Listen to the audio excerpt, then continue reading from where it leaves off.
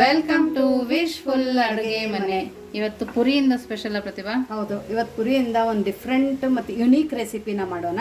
ಯಾವತ್ತು ನಾವು ಪುರಿಯಿಂದ ದೋಸೆ ಮಾಡಿರ್ತೀವಿ, ಉಪ್ಪಿಟ್ಟು ಮಾಡಿರ್ತೀವಿ, ಅಥವಾ ಸ್ನ್ಯಾಕ್ಸ್ ಮಾಡಿರ್ತೀವಿ, ಡ್ರೈ ಸ್ನ್ಯಾಕ್ಸ್.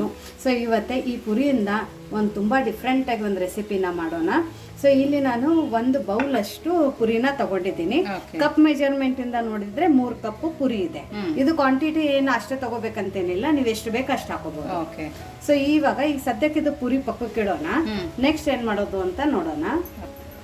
ನೋಡಿ, ಇಲ್ಲಿ ಆಲೂಗಡ್ಡೆನ ತಗೊಂಡಿರೋದು ಆಶಾ. ಆಲೂಗಡ್ಡೆನ ಮೇಲ್ಗಡೆ ಸಿಪ್ಪೆ ತೆಗೆದ್ಬಿಟ್ಟು ಹೆರ್ಚಿಬಿಟ್ಟು ನಾನು ನೀರಿಗೆ ಹಾಕೊಂಡು ಇಟ್ಕೊಂಡಿದ್ದೆ. ಹಸಿ ಆಲೂಗಡ್ಡೆನೆ ತಗೋಬೇಕು. ಸೊ ಮೀಡಿಯಂ ಸೈಜ್ದು 2 ಆಲೂಗಡ್ಡೆನ ನಾನು ಇಲ್ಲಿ ತಗೊಂಡಿದ್ದೀನಿ.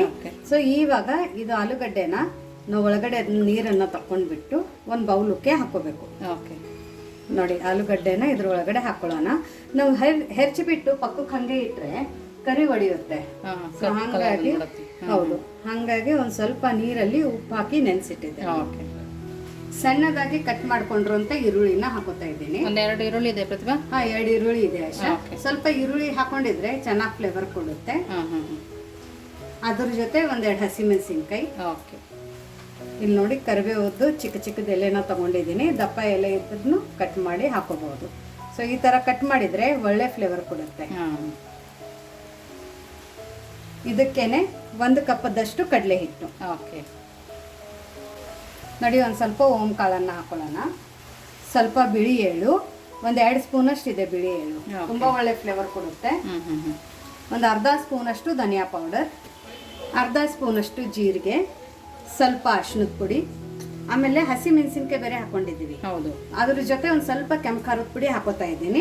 ಹಸಿ ಮೆಣಸಿನ್ಕಾಯಿ ತಿನ್ನಲ್ಲ ಅಂದ್ರೆ ಸ್ಕಿಪ್ ಮಾಡ್ಕೋಬಹುದು, ಬಟ್ 2 ಹಾಕಿದ್ರೆ ತುಂಬಾ ಒಳ್ಳೆ ಫ್ಲೇವರ್ ಬರುತ್ತೆ. ಇವಾಗ ರುಚಿಗೆ ಉಪ್ಪನ್ನ ಹಾಕೊಳ್ಳೋಣ. ಇವಾಗ ಇಷ್ಟೆಲ್ಲ ಹಾಕೊಂಡಿವಲ್ಲ, ಇದನ್ನ ಪಕ್ಕಕ್ಕೆ ಇಡೋಣ. ನೋಡಿ, ಇವಾಗ ಒಂದು ಬಾಣಲಿಯಲ್ಲಿ ಪುರಿನ ಹಾಕೊಳ್ಳೋಣ. ಪುರಿನ ಹಾಕೊಂಡ್ಬಿಟ್ಟು, ಇದು ನಾರ್ಮಲ್ ಪುರಿ ಇದೆ, ನೀವು ಯಾವ್ದು ಬೇಕು ಅದನ್ನ ತಗೋಬಹುದು. ಸಾಲ್ಟ್ ಬೇಕಾದ್ರೆ ತಗೋಬಹುದು. ಇವಾಗ ಇದ್ರ ಒಳಗಡೆ ನೀರನ್ನ ಹಾಕೋಬೇಕು.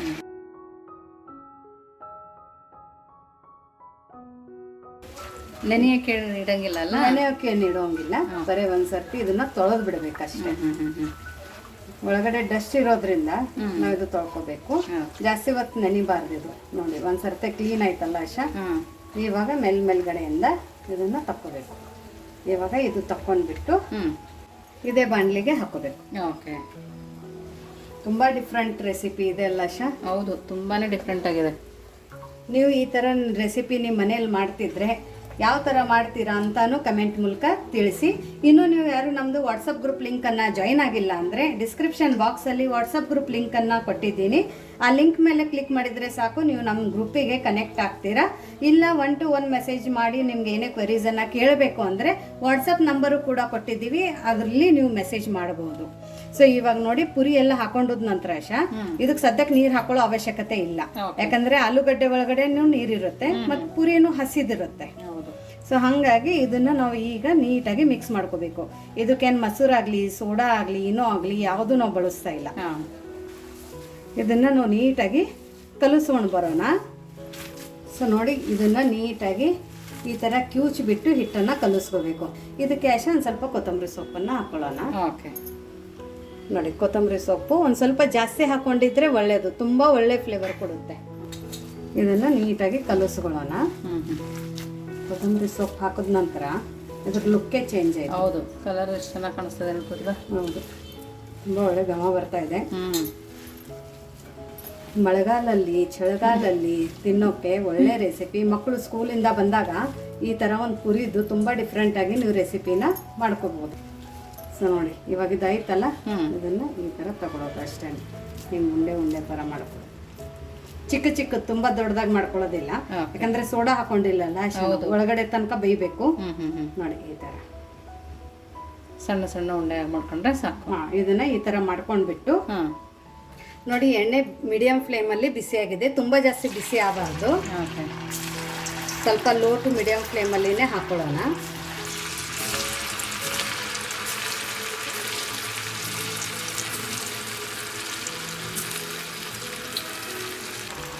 ಇಷ್ಟು ಹಾಕೊಂಡ್ರೆ ಸಾಕು.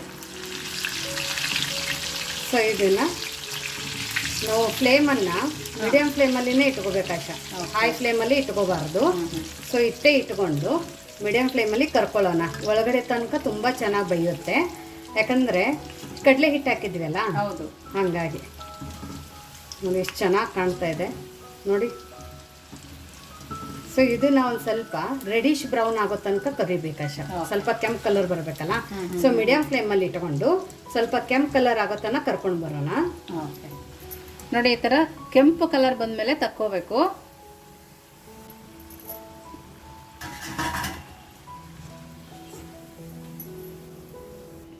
ನೋಡಿ ಎಲ್ಲವುದನ್ನು ಇದೇ ಥರ ಮಾಡ್ಕೊಂಡು ಬರೋಣ.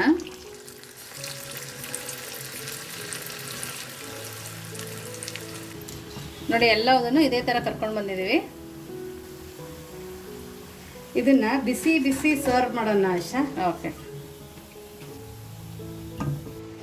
ನೋಡಿ ಬಿಸಿ ಬಿಸಿ ನಮ್ಮದು ಯಾವ್ದು ಪಕೋಡ ಆಶಾ? ಇವು ಪುರಿ ಪಕೋಡ. ಪುರಿ ಪಕೋಡ ರೆಡಿಯಾಗಿದೆ, ತುಂಬ ಕ್ರಿಸ್ಪಿಯಾಗಿ ನೋಡಿ. ಇದ್ರ ಮುಂದೆ ಮಂಚೂರಿಯನ್ ಕೂಡ ಫೇಲ್ ಇದೆ. ಹೌದು, ಅಷ್ಟು ಚೆನ್ನಾಗಿದೆ, ಅಷ್ಟು ಕ್ರಿಸ್ಪಿಯಾಗಿದೆ. ಓಪನ್ ಮಾಡಿ ತೋರಿಸ್ತೀನಿ ನೋಡಿ. ವಾವ್ ನೋಡಿ, ಒಳಗಡೆ ಸೋಡಾ ಇಲ್ಲ, ಮೊಸರಿಲ್ಲ, ಏನೂ ಇಲ್ಲ, ಅಂತೂ ಅಷ್ಟು ಫಳ್ಳಾಗಿ ಆಗಿದೆ ಇದು ನೋಡಿ ಆಶಾ. ಎಷ್ಟು ಚೆನ್ನಾಗಾಗಿದೆ ಅಂದರೆ ಇದಕ್ಕೆ ಯಾರು ಪುರಿ ಪಕೋಡ ಅಂತ ಅನ್ನೋದೇ ಇಲ್ಲ. ಹೌದು. ಸೊ ಇದನ್ನ ನಾವು ಬಿಸಿ ಬಿಸಿದಾಗಿ ಸರ್ವ್ ಮಾಡೋಣ. ಓಕೆ. ಸೊ ನೋಡಿ, ಬಿಸಿ ಬಿಸಿ ಪುರಿ ಪಕೋಡನ ಈ ಥರ ನೀಟಾಗಿ ನೀವು ಸರ್ವ್ ಮಾಡಿದರೆ ನೋಡಿರೋ ಪ್ರೆಸೆಂಟೇಷನ್ಗೆ ಅರ್ಧ ಹಸಿವು ಆಗುತ್ತೆ. ಮಾಡಬೇಕಾದ್ರೆ ಇಷ್ಟು ಒಳ್ಳೆ ಘಮ ಬರ್ತಾ ಇತ್ತು ಅಂದರೆ ತಿನ್ಬೇಕು ಅಂತ ಅನಿಸ್ತಾ ಇತ್ತಲ್ಲ ಆಶಾ. ಹೌದು, ಅಷ್ಟು ಒಳ್ಳೆ ಘಮ ಬರ್ತಾ ಇತ್ತು. ನೀವು ಸರ್ವ್ ಮಾಡೋ ಅಷ್ಟೊತ್ತಿಗೇನು ಖಾಲಿ ಆಗುತ್ತೆ ಮನೆಯಲ್ಲಿ. ಹೌದು. ಸೊ ನೋಡಿ, ಇಷ್ಟು ನೀಟಾಗಿ ಇದನ್ನ ಸರ್ವ್ ಮಾಡೋಣ. ತುಂಬ ಸಖತ್ತಾಗಿರುತ್ತೆ. ನೀವು ಬೇಕಂದ್ರೆ ಮಕ್ಕಳಿಗೆ ಇದ್ರ ಮೇಲ್ಗಡೆ ಚೀಸ್ ಕೂಡ ಗ್ರೇಟ್ ಮಾಡಿ ಕೊಡ್ಬೋದು. ಹೌದು. ಸೊ ನೋಡಿ, ಅದ್ರ ಜೊತೆ ಕೆಚಪ್ಪು ಅಥವಾ ಮ್ಯಾವನೀಸ್ ಈ ಥರ ಬಂದಿರೋದು ಗೆಸ್ಟಿಗೆ ನೀವು ಈ ಥರ ಸರ್ವ್ ಮಾಡಿದ್ರೆ ಒಂದು ಮಿಕ್ಸ್ ಅಲ್ಲ, ಆ ಥರ ತಿಂತಾರೆ. ಮತ್ತು ಮಕ್ಕಳಿಗೆ ಲಂಚ್ ಬಾಕ್ಸಕ್ಕೆ, ಸ್ನ್ಯಾಕ್ಸ್ ಬಾಕ್ಸಕ್ಕೂ ಕೂಡ ಇದನ್ನು ನೀವು ಪ್ಯಾಕ್ ಮಾಡಿಕೊಡ್ಬೋದು. ತುಂಬ ಒಳ್ಳೆ ರೆಸಿಪಿ ಇದೆ. ಕೊತ್ತಂಬರಿ ಸೊಪ್ಪು ಬದಲಾಗಿ ಪಾಲಕ್ ಸೊಪ್ಪು ಅಥವಾ ಮೆಂತ್ಯ ಸೊಪ್ಪು ಕೂಡ ಯೂಸ್ ಮಾಡ್ಕೊಬೋದು. ಓಕೆ. ಸೊ ನೋಡಾಶಾ,